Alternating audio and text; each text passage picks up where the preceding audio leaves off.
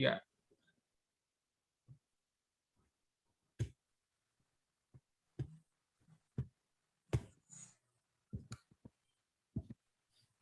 Baiklah.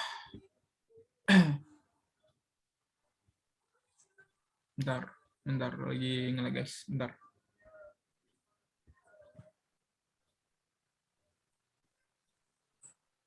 Baiklah. Assalamualaikum warahmatullahi wabarakatuh. Kami dari kelompok 3 akan menyampaikan diskusi kami tentang etika manajerial PT Telkom Indonesia. Sebelum saya melanjutkan kepada materi kelompok 3, saya akan memperkenalkan anggota kelompok 3. Yang pertama, saya sendiri Muhammad Riyadi dengan NIM BP 21005420117. Selanjutnya. Saya Melisa Putri Sofia dengan NIM 21005420007. Saya Olivia Randani dengan NIM 21005420023. Saya Sherin Salsabila dengan NIM 210054239. Baiklah. Setelah memperkenalkan kelompok, saya akan membacakan materi kelompok 3. Yang untuk slide pertama akan dibacakan oleh saya sendiri. Etika manajerial adalah standar perilaku yang memandu manajer dalam pekerjaan mereka. Kategori etika manajerial Ricky W. Griffin dalam bukunya yang berjudul Bisnis mengklasifikasikan etika manajerial ke dalam 3 kategori. Perilaku terhadap karyawan. Kategori ini meliputi aspek perekrutan, PHK atau pemecatan, gaji atau kondisi upah, dan kerja, serta ruang pribadi dan penghormatan. Pedoman etis dan hukum mengemukakan bahwa keputusan perekrutan dan pemecatan harus didasarkan hanya pada kemampuan untuk melakukan pekerjaan. Perilaku yang secara umum didasari tidak etis dalam kategori ini misalnya mengurangi upah pekerja, karena tahu pekerja itu tidak bisa mengeluh lantaran takut kehilangan pekerjaannya. Perilaku terhadap organisasi. Permasalahan atau etika juga terjadi dalam hubungan pekerja dan organisasinya. Masalah yang terjadi terutama menyangkut tentang kejujuran, konflik kepentingan, dan kerahasiaan. Masalah kejujuran yang sering terjadi di antaranya mengelembungkan anggaran atau mencuri barang milik perusahaan. Konflik kepentingan terjadi ketika seorang individu melakukan tindakan untuk menguntungkan dirinya sendiri, namun merugikan atasannya. Misalnya, menerima suap sementara itu. Masalah pelanggaran etika yang berhubungan dengan kerahasiaan, diantaranya menjual atau membocorkan rahasia perusahaan kepada pihak lain. Perilaku terhadap agen ekonomi lainnya. Sunting seorang manajer juga harus menjalankan etika ketika berhubungan dengan agen-agen ekonomi lain, seperti pelanggaran pesaing, pemegang saham, pemasok, distributor, dan serikat buruh. Baiklah, itu saja untuk materi slide pertama. Selanjutnya akan dilanjutkan oleh Olivia Riandani. Terima kasih, moderator. PT Telekomunikasi Seluler beroperasi dengan merek dagang Telkomsel, adalah salah satu perusahaan operator telekomunikasi seluler di Indonesia. Saat ini, Telkomsel menjadi operator telekomunikasi seluler terbesar di Indonesia yang mengoperasikan 236.000 Best Trend Saver Station dan melayani lebih dari 170 juta pelanggan.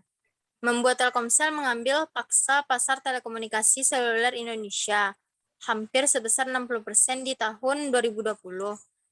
Dengan capaian tersebut, Telkomsel menjadi operator terbesar ke-6 di dunia yang melayani ratusan juta pelanggan dalam satu negara. Bekerja sama dengan 575 mitra roaming, layanan Telkomsel saat ini dapat digunakan di 200 negara di dunia. Selanjutnya, sejarah PT Telkom. Telekomunikasi Indonesia (TBK). Selanjutnya disebut Telkom merupakan BUMN yang bergerak di bidang jasa layanan telekomunikasi dan jaringan di wilayah Indonesia. Sebagai perusahaan milik negara, yang sahamnya diperdagangkan di bursa saham, pemegang saham mayoritas perusahaan adalah pemerintah Republik Indonesia, sedangkan sisanya dikuasai oleh publik. Perusahaan menyelenggarakan bisnis TIMES atau Telecommunication, Information, Media, Edutainment, and Service. milik negara yang terbesar di Indonesia, yaitu sebuah portofolio bisnis yang lebih lengkap mengikuti tren perubahan bisnis global di masa datang. Baiklah, saya kembalikan kepada moderator. Baiklah, terima kasih Olivia Riandani. Selanjutnya profit PT Telkomsel yang akan dibacakan oleh Melissa Putri Sofia.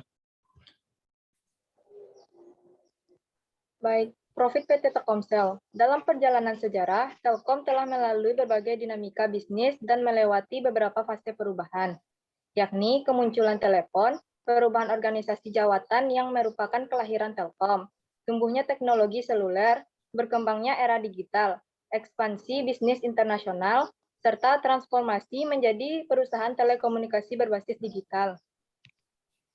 1882, kemunculan telepon. Kemunculan telepon menyaingi layanan pos dan telegraf yang sebelumnya digunakan pada tahun 1856. Hadirnya telepon membuat masyarakat kian memilih untuk menggunakan teknologi baru ini.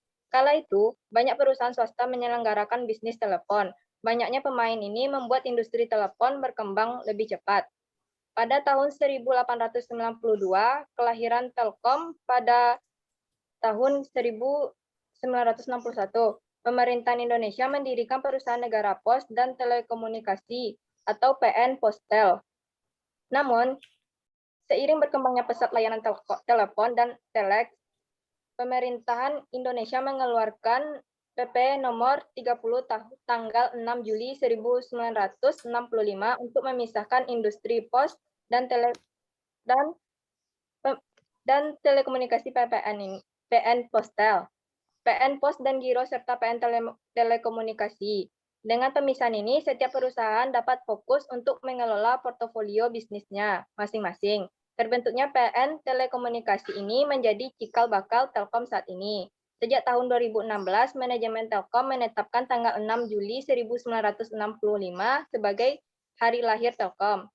1995 sampai tumbuhnya teknologi seluler. Baiklah, saya kembalikan kepada moderator. Baiklah, terima kasih kepada Melissa Putri Sofia. Selanjutnya kita akan membacakan tentang etika bisnis Telkomsel, etika bisnis Telkomsel yang akan dibacakan oleh Syahlin Salsabila. Baik, terima kasih moderator. Etika bisnis Telkomsel. Etika bisnis Telkom terdiri dari seperangkat kebijakan etika kerja dan etika bisnis yang dirancang dan mendukung pertumbuhan dan transformasi perusahaan di masa depan. Etika bisnis Telkom juga dikenal dengan Telkom Way atau TTW 135. Mengandung beberapa unsur yang menjadi bagian dari setiap karyawan, seperti 1 asumsi dasar, 3 nilai utama, 5 perilaku karyawan. Konsep dasar yaitu committed to you. Sementara itu, ketiga nilai utama tersebut adalah penghargaan, konsumen, pelayanan, dan sumber daya manusia yang kompeten. Lalu, kelima langkah perilaku yaitu untuk memenangkan persaingan, menggapai tujuan, menjederhanakan, melibatkan setiap orang, kualitas dalam setiap pekerjaan, dan penghargaan terhadap pemenang.